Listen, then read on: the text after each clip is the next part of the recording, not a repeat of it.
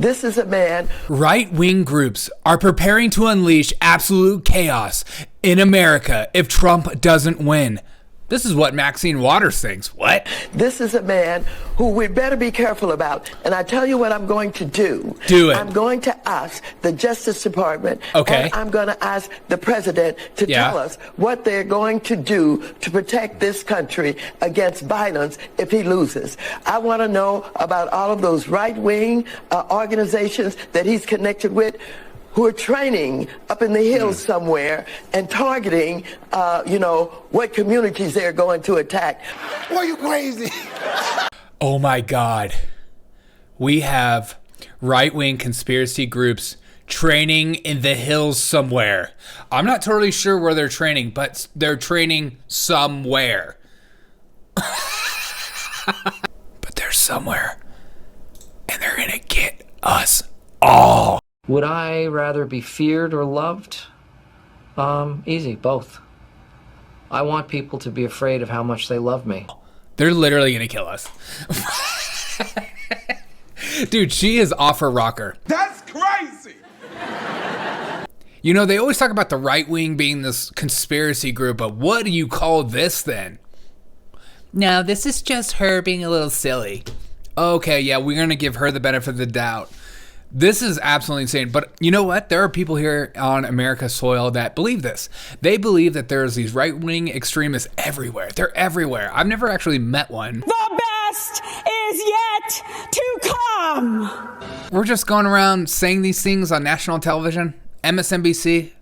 You gonna fact check her at all? You gonna push back this idea that there are people training in the hills to take over America? 1, 2. Boom, shakalaka, boom, shakalaka, boom, shakalaka, boom.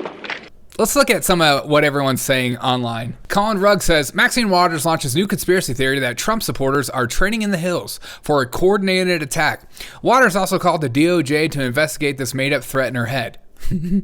She said, I tell you what I'm going to do. I'm going to ask the Justice Department and I'm going to ask the president to tell us what they're going to do to protect this country against violence if he loses. I mean, this is why they're so freaked out, right? Is that they believe that if Trump loses, that there's going to be violence in the streets again. And I want to know about all those right-wing organizations. What organization are you talking about? I mean, these are the same type of people that think like TPUSA are like these extremist groups, you know, people that pray. They're like, holy crap, these people are dangerous. That are connected with and who are training in the hills somewhere and targeting, targeting who? Targeting you know what? What? We're just assuming these things, because we're speaking the same language. We're reading from the same cultist book. We all believe the same things. What communities they're going to attack? What communities are those? The black ones. God, I swear you could just say anything and they would just agree. The LGBTQ plus. Oh yeah, that definitely for sure. Think about the implications of this video though. I mean, yes, this is a woman that is completely off her rocker. You know, she's lost it. She's losing her mind. Let's not all forget about this one. Show up wherever we have to show up. And if you see anybody from that cabinet in a restaurant, in a department store, at a gasoline station, you get out and you create a crowd. And you push back on them. And you tell them they're not welcome. That's right.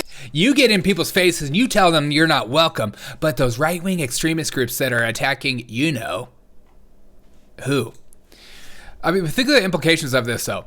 There's going to be an election, and at the end of the election, there's going to be a result. And there's going to be lots of people that don't like the result on both ends.